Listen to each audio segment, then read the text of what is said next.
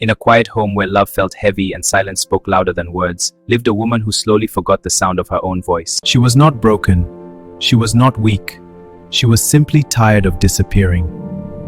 This is the story of a woman who walked away not to escape life but to finally find herself. In a small town where the red earth remembered every footprint, lived a woman named Zainab. For years, her life moved to another person's rhythm: what to wear, where to go, who to speak to, even how loudly she was allowed to laugh. From the outside, her home looked peaceful, but inside, her voice had grown quiet and her dreams learned how to whisper. Zainab was not beaten, she was not shouted at, she was controlled in ways that leave no bruises, but slowly erase a woman's reflection. One evening, as the sun melted into the horizon and the call to prayer floated gently through the air, Zainab stood alone in the courtyard. For the first time in years, she asked herself a dangerous question. Who was I before I learned to shrink? That night, she packed a small bag. No anger, no drama, just courage trembling in her hands. When she left, the road ahead was uncertain, but her heart felt strangely light.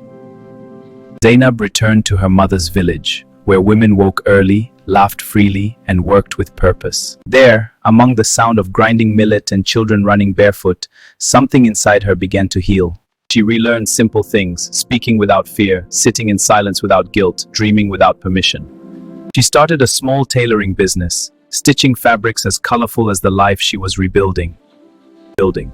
Each dress she made felt like reclaiming a piece of herself. Some days were hard. Healing is not a straight road. There were nights she doubted her choice. But every morning, the sun rose as if reminding her that beginnings happen again and again.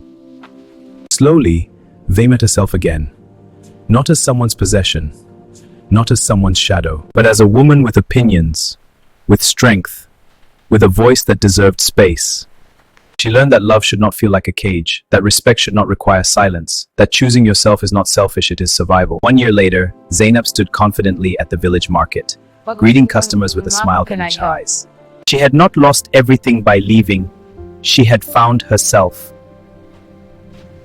And sometimes the bravest thing a woman can do is walk away not to escape life, but to finally live it. This is for every woman learning that her freedom is her birthright. She had not lost everything by leaving. She had found herself.